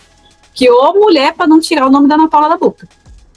Exato. Então, acho que quando a gente pega essa coisa assim do ser bonzinho, é o que a gente não tem mais graça. É E chato. aí, quando você pensa na Odete da Débora Bloch, não que ela tenha sido ruim, mas é que ela acho que não chegou a ser... A gente não conseguiu enxergar ela má suficiente. Tipo, Também. Não, mesmo. Talvez eu acho que a Manuela teve medo de transformar ela em cruel mesmo. Ou ela, Acho que ela não teve a ousadia de fazer ela ser mais malvada mesmo. ou ela não sabia, né? Porque o roteiro... Eu acho que é muito difícil você fazer um personagem que você fala assim, nossa, eu tenho pavor desse personagem. O único personagem que eu falo pra você, que eu assistia, que me dava arrepio de assistir, foi no filme Bastardos Inglórios, que é o general alemão. Eu não lembro agora o nome dele. Ele foi o único personagem que me dava arrepios de quando ele aparecia na tela, me dava um negócio ruim, assim. Porque eu não sei se a atuação do cara era tão boa que me dava uma sensação ruim quando eu via ele. Ele tinha um sorriso esquisito, ele tinha um negócio assim. Hans Landa é o nome dele, do personagem. Quem faz era o Christopher Watts. Aquele filme, eu acho que o Quentin Tarantino, ele conseguiu colocar uma maldade tão grande nele que é o único personagem que eu lembro assim, nossa, esse me deu medo, esse me deu um pavor. Você fala assim, Voldemort. Não sentia medo do Voldemort. Você pensa assim, sei lá, Saruman. Você não tem medo? O único personagem que eu falo assim, nossa, esse me dava arrepios, mas eu acho que o Hans Landa é porque eu fico imaginando, existiam pessoas como ele. Sim. Então, acho que isso que me dava medo. E existem pessoas como ele, que são fiéis àquilo que elas acreditam, que realmente tem aquela ideologia dele lá, e ele acredita e ele é capaz de fazer coisas cruéis. E eu acho que isso que me dava medo nesse Hans Landa, porque ele é uma representação real, é um negócio que você pode ver pessoas reais fazendo aquilo. Sim. E aí eu acho que é muito difícil para um roteirista escrever, para um escritor escrever de fato uma pessoa ruim de verdade. Você tem que... Por isso que eu acho que Beleza Fatal foi muito melhor. Mas a Globo nunca vai admitir. Rafa Montes consegue.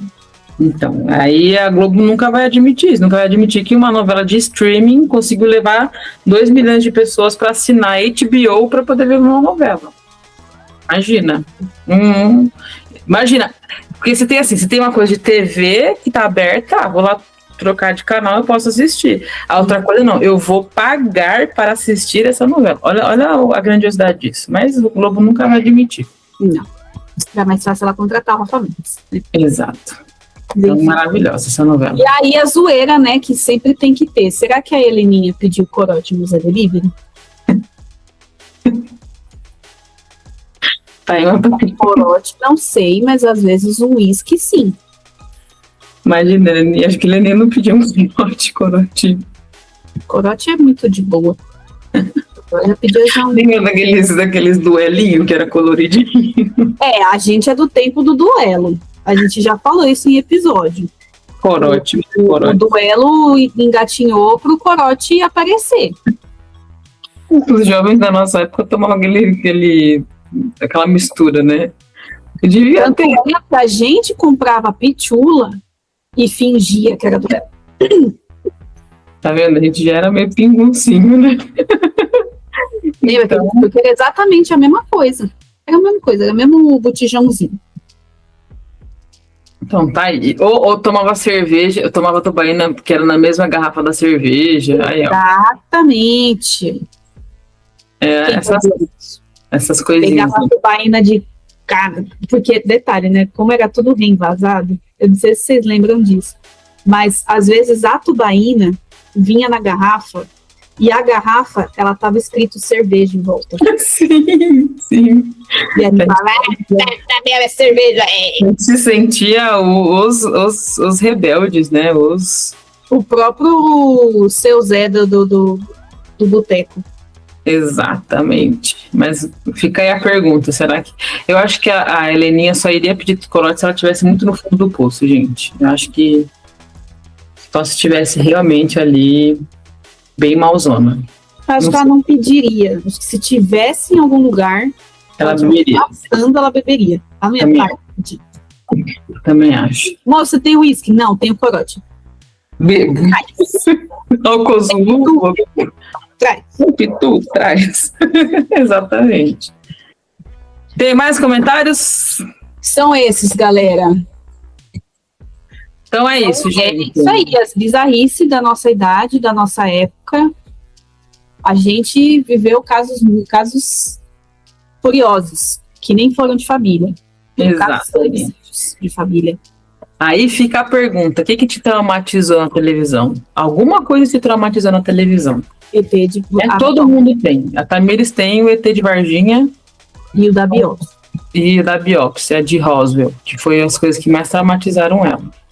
Eu tenho o caso da Socorro Leite que mexeu muito comigo, assim, fico com muito medo do caso da Socorro Leite. Eu fiquei algumas noites sem dormir, assim, não vou mentir, não. Deu medinho. Nossa, isso porque a gente não contou das lendas urbanas do Gugu. A gente realmente precisa fazer um episódio só com os quadros do Gugu. Gugu é uma temática importante pra gente que é millennium, pra gente que viveu essa fase maravilhosa. Gugu. Rodrigo fala. Boa referência. Gugu. Ai, gente. O Rodrigo Fora saiu da Record, agora tá só lá dançando na tentando contrato, né, tadinho? Tá tentando. Ô, bichinho. Acho que ele vai voltar a ser ator, porque Ele já era melhor senador, né? era o que sobra pra ele. Gente, aí, do nada, a minha cabeça ela vai trazendo umas informações assim. Do nada, Márcio Garcia, né, desapareceu. Ele que era o apresentador do Melhor do Brasil. E Não era Dança Gatinho, era ele. Era o Márcio Garcia. Mas assim, o Márcio Garcia não tem carisma, gente, na boa. Não tentem emplacar o Márcio Garcia.